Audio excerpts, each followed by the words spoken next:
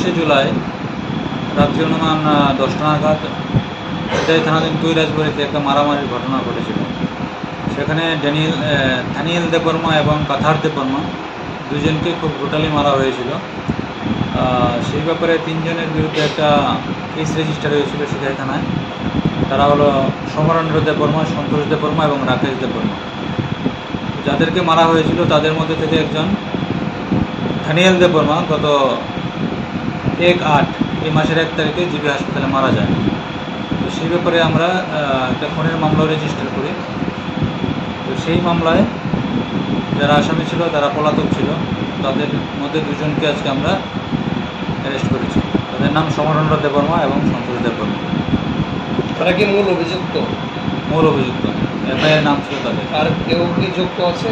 আরেকজন আছে রাকেশ দেববর্মা, সে এখনও পলাতক। স্যার, 2 জনকে আপনারা কোথা থেকে গ্রেপ্তার করতে সফল হলেন? তাদেরকে আমরা আজকে পেশাতক থেকে নিয়ে এসেছি। কালকে কি কোর্টে ফরওয়ার্ড করা হবে? কালকে কোর্টে ফরওয়ার্ড করা হবে। এই মানছে স্যার, এই ঘটনার পরিপ্রেক্ষিতে এখনো পর্যন্ত এলাকার পরিস্থিতি কোন পর্যায়ে আছে?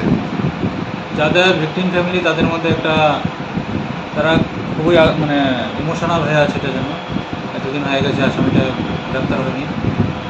আজকে আমরা 2 জনকে অ্যারেস্ট করতে পেরেছি এবং অ্যাসিস্ট্যান্ট তাদের পরিবারকেও আমরা দেবো।